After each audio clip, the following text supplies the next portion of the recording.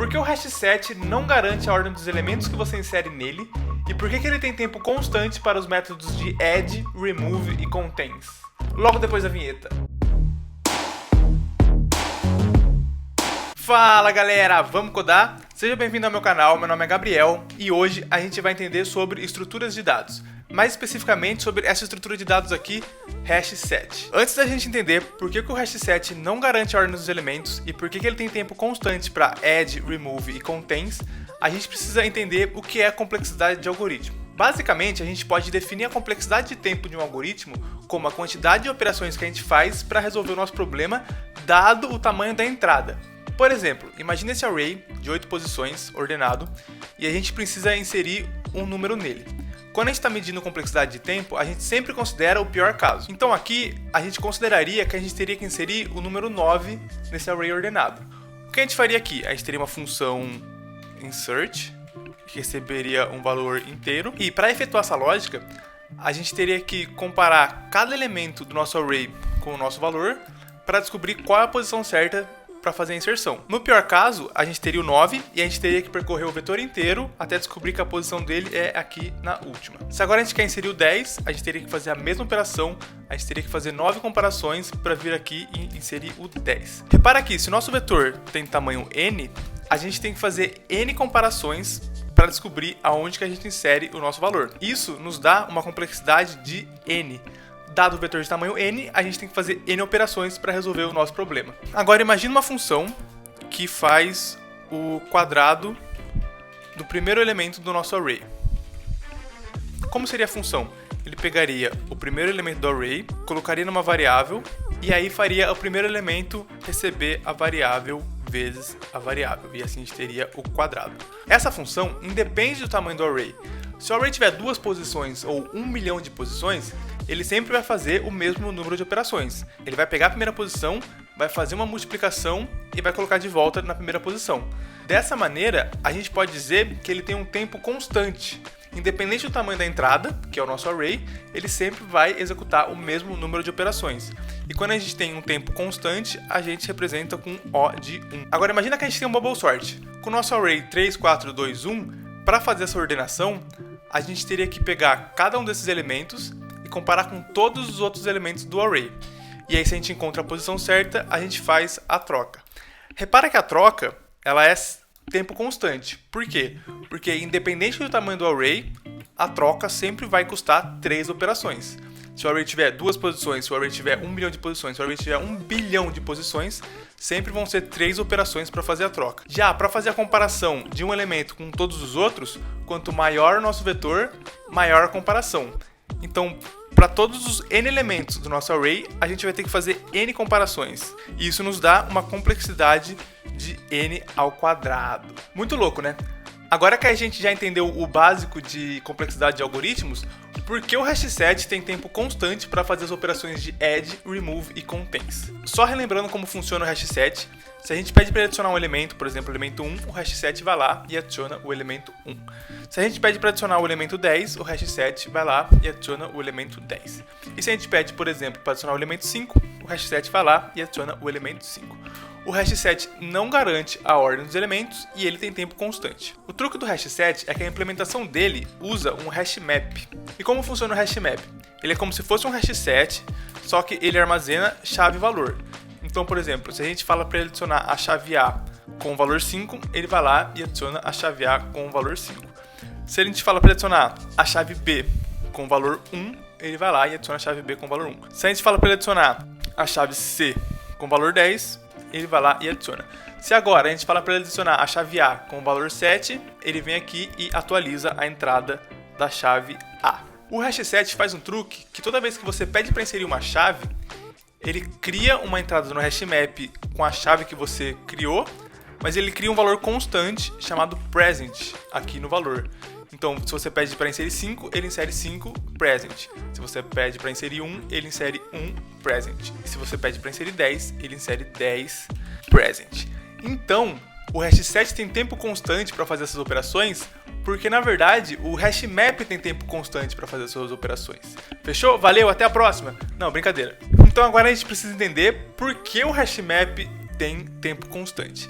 Para fazer isso, a gente vai implementar um hashmap aqui do zero. Fica tranquilo, a gente não vai implementar todos os detalhes, a gente só vai até o ponto que a gente consiga entender por que ele tem tempo constante. Aqui no meu exemplo, eu tenho um hashmap, o hashmap do Kotlin mesmo, e aí eu tenho um myObject, que simplesmente ele tem um ID, crio um objeto 1 e o objeto 2 com IDs 1 e 2, coloco o objeto 1 no meu hashmap com a string objeto 1 e coloco o objeto 2 com a string objeto 2. Faço um assert esperando que tenha dois elementos, pergunto se o meu hashmap contém um objeto 1 e eu espero que sim, removo o objeto 1 do meu hashmap, faço um assert no tamanho agora esperando que seja 1 e faço um assert false que o meu hashmap contém o objeto 1. Vamos implementar o nosso hashmap, que eu vou chamar de myHashmap. Ele vai ter o generics de key-value e ele vai precisar ter todas essas funções que a gente está usando. Então vou criar uma função put, que vai ter um key e um value, que ainda não está implementado. Vou ter que criar uma propriedade size, que a princípio começa com 0.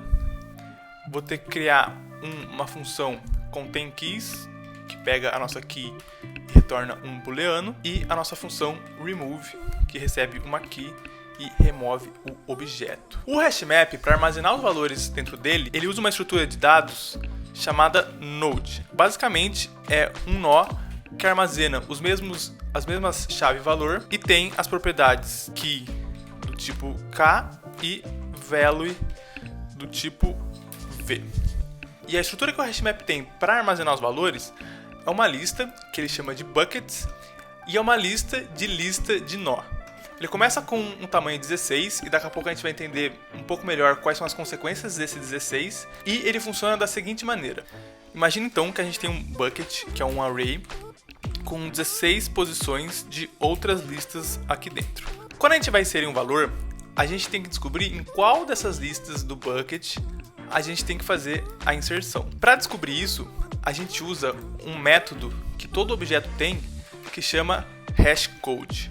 E como o hashCode é um inteiro que vai de menos 2 bilhões e alguma coisa até mais 2 bilhões e alguma coisa, a gente pode considerar que cada objeto basicamente tem um hashCode único.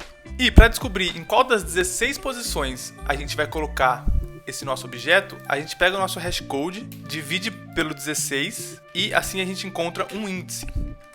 E esse índice vai determinar em qual lista do bucket a gente vai inserir a nossa chave. Então a gente vai pegar a nossa lista aqui, baseado no nosso índice, e aqui pode acontecer duas coisas. Essa lista pode estar vazia ou ela já pode ter algum elemento. Se a nossa lista de nós contém algum elemento em que a chave seja igual à chave que a gente está inserindo, então simplesmente a gente encontra esse elemento na lista e atualiza o valor. Se não, a gente simplesmente cria uma nova entrada na lista e atualiza o tamanho.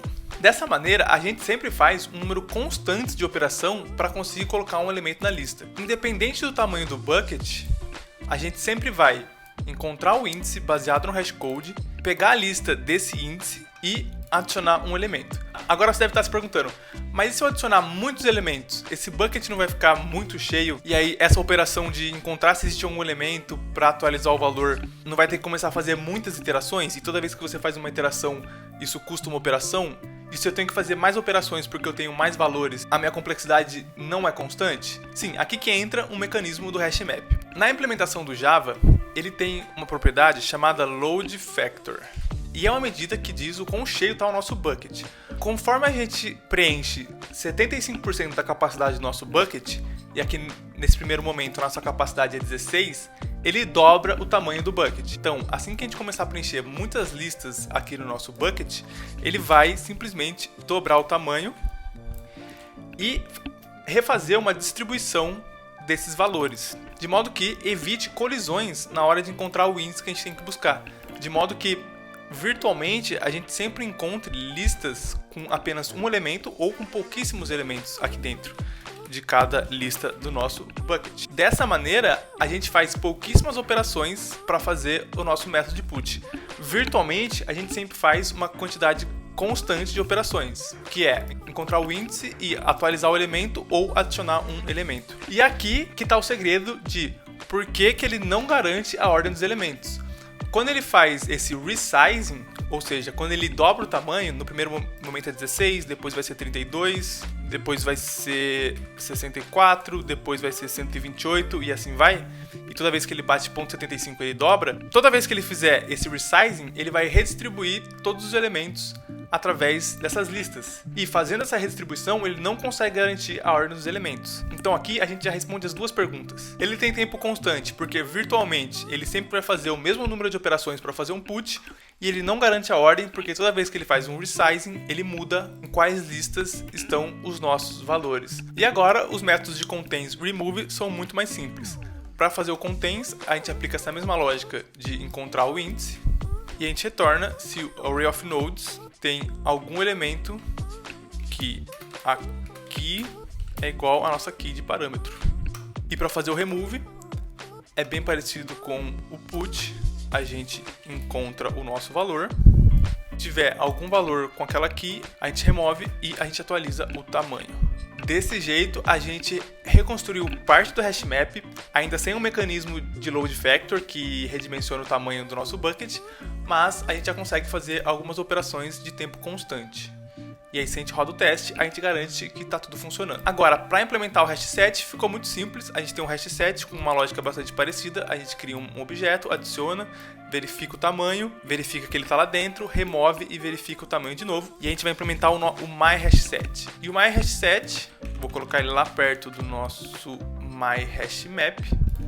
E ele vai receber sempre uma key. E aqui, basicamente, a gente vai ter que criar esses métodos de add, baseado numa key.